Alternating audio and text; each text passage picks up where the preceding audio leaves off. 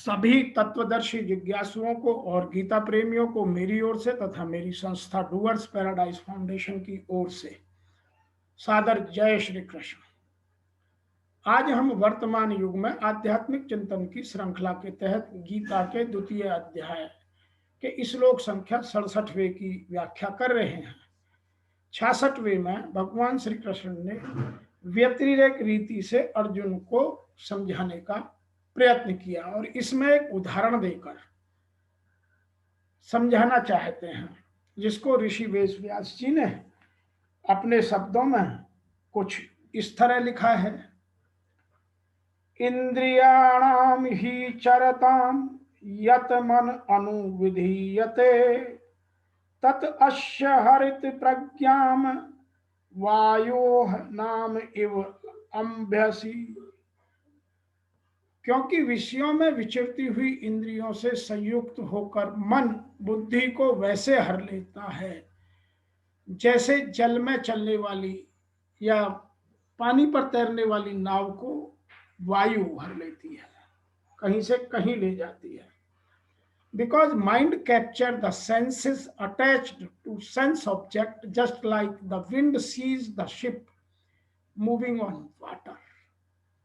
जैसे पानी पर चलते हुए जहाज को या नाव को वायु कहीं से कहीं पहुंचा देती है, उसी तरह से इंद्रियां यदि विषयों में विचरती हैं तो मन उनको हर लेता है और मन फिर बुद्धि को हर लेता है। तो जो विषय हैं वो मन को हरते हैं और फिर मन बुद्धि को हर लेता है। आदमी यूं ही भटकता, मानव यूं ही भटकता रह जाता है। मनुष्य को यह जन्म केवल परमात्मा प्राप्ति के लिए मिला है, अतः मुझे तो केवल परमात्मा प्राप्ति ही करनी है, चाहे जो हो जाए, ऐसा अपना ध्येय दृढ़ निश्चय होना चाहिए। ध्येय दृढ़ होने से साधक की अहंता में भोगों का महत्व हट जाता है।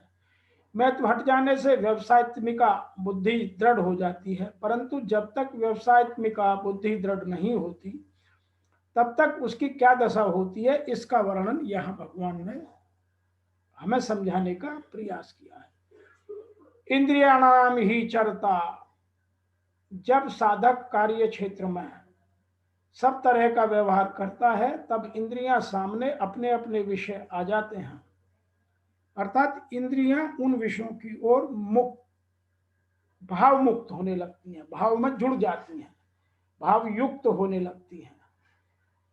उनमें से जिस इंद्रिय का अपने विषय में राग हो जाता है वह इंद्रिय मन को अपना अनुगामी अर्थात गुलाम अर्थात दास बना लेती है, मन को अपने साथ कर लेती है, वह मन को छोड़ती नहीं है। मन उस विषय का सुख भोग करने लगता है, अर्थात मन में सुख बुद्धि, भोग बुद्धि, आराम बुद्धि पैदा हो जाती है। मन में उस विषय का रंग चढ़ जाता है, उसका महत्व बैठ जाता है। जैसे भोजन करते समय किसी पदार्थ का स्वाद आता है तो रसेंद्रियां उसमें आसक्त हो जाती हैं, आसक्त होने पर रसेंद्रियां मन को भी खींच लेती हैं, तो मन उस स्वाद में प्रसन्न होता है, राजी होता है। तदस्य हरित प्रज्ञा, जब मन में विषय का महत्व बैठ जाता है तब वह अकेला मन ही साधक की बुद्धि को हर लेता है, अर्थात साधक में कर्तव्य परायणता न रहकर भोग बुद्धि, भोग विलासता, भोग का आनंद पैदा हो जाता है। वह भोग बुद्धि होने से साधक में मुझे परमात्मा प्राप्ति करनी है, यह व्यवसायत्मिका बुद्धि नहीं रहती। इस तरह विवेचन करने में जो देरी लगती है पर बुद्धि विचलित होने में देरी नहीं लगती, अर्थात जहां इंद्रिय ने मन को अपना अनुगामी बनाया बस फिर मन भोग बुद्धि के पीछे भागने लगता है और उसी समय बुद्धि हमारी हर ली जाती है, बुद्धि हमारी मारी जाती है, बुद्धि हमारी उन भोगों का गुलाम बन जाती है। वायु विमिमाभ्यसी, यह बुद्धि किस तरह हर ली जाती है इसका दृष्टांत देकर समझाते हैं कि जल में चलती हुई नौका को वायु जैसे हर लेती है, ऐसे ही मन बुद्धि को हर लेती है। जैसे कोई मनुष्य नौका द्वारा नदी या समुद्र को पार करते हुए अपने गंतव्य स्थान को जा रहा है, यदि उस समय नौका के विपरीत वायु चलती है तो वह नौका को उसी गंतव्य स्थान के विपरीत दिशा में ले जाती है। ऐसे ही साधक व्यवसायत्मिका बुद्धि रूप नौका पर आरूढ़ होकर जब संसार सागर को पार करना चाहता है या परमात्मा की तरफ चलता है, तो इंद्रिय जिस मन को अपना अनुगामी बनाती है, वह अकेला मन ही बुद्धि रूप नौका को हर लेता है, अर्थात वह संसार की तरफ ले जाता है। वह भोगों में, आराम में, सुखों में लिप्त हो जाता है। इससे साधक की विषयों में सुख बुद्धि और उसके उपयोग पदार्थ की महत्व बुद्धि बढ़ती चली जाती है। वायु नौका को दो तरह से विचलित करती है। नंबर 1, नौका को पथभ्रष्ट कर देती है, और नंबर 2, जल में डुबा देती है। जब तेज हवा चलती है, तूफान आता है, तो समुद्र में बहुत सारी नौकाएं जल प्लवन के कारण डूब जाती हैं। परंतु जो चतुर नाविक होता है, वह तो वायु की क्रिया को अपने अनुकूल बना लेता है। वह पाल को इस तरह बांधता है, पाल की दशा इस तरह निर्धारित करता है कि वह उसके अनुकूल हो जाए, जिससे वायु को अपने मार्ग से अलग ना ले जा सके, जिसे वायु उसे उसके निश्चित मार्ग से भटका ना सके। अर्थात उसे जिस तरफ जाना है वह वहीं जाए, प्रत्युत उसको गंतव्य स्थान तक पहुंचाने में वह वायु सहायता करने लगे। ऐसे ही इंद्रियों के अनुगामी हुआ मन बुद्धि को दो तरह से विचलित करता है। परमात्मा प्राप्ति की निश्चयात्मक बुद्धि को दबाकर भोग बुद्धि पैदा कर देता है, अर्थात निषिद्ध भोगों में लगाकर पतन करा देता है। परंतु जिसका मन और इंद्रियां वश में होती हैं, उसकी बुद्धि को मन विचलित नहीं करता, प्रत्युत परमात्मा के पास पहुंचाने में वह सहायता करने लगता है, जैसा कि इसी अध्याय के 64वें और 65वें श्लोक में भगवान ने ठीक से बताया था। तो यह हमारे ऊपर निश्चित करता है, यह हमें सुनिश्चित करना है कि हम अपने मन को किस तरह से, किन चीजों में अडिग बनाएं, निश्चयात्मक बुद्धि को पैदा करें। इसको हमें वर्तमान युग में समझने के लिए थोड़ा और ज्ञान के साथ इन चीजों को जानने की, समझने की आवश्यकता होती है। यद्यपि समस्त इंद्रियां भगवान की सेवा में लगी रहें, ऐसा भगवान ने उन इंद्रियों को बनाया है, और यदि इनमें से एक भी अपनी तृप्ति में लग जाए तो फिर हम संसार में लग जाते हैं। तो भक्त दिव्य प्रगति पथ से विचलित हो जाता है।